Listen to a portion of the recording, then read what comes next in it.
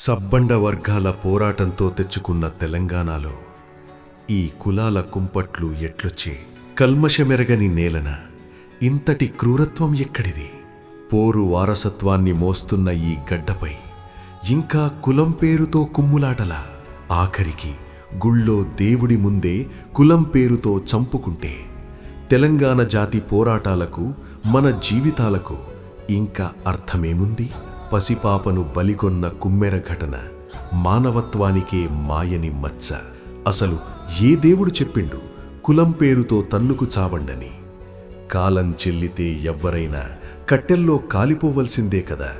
ఇంత మాత్రానికే ఎందుకీ కులగర్వం? మన తెలంగాణ జాతితో మనకే ఎందుకు కయ్యం? మన తెగువను, చరిత్రను మనమే మరిచిపోతే ఎట్లా?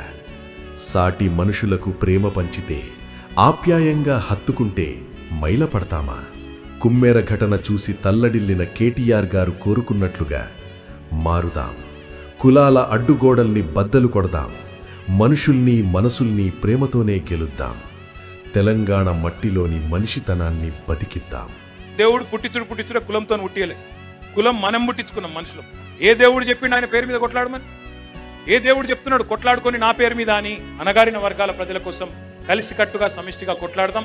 మీతో పాటు మీ తమ్ముడుగా, మీ అన్నగా మీతో ఉంటా అని చెప్పి నేను మనస్ఫూర్తిగా విజ్ఞప్తి చేసుకుంటూ, జై తెలంగాణ.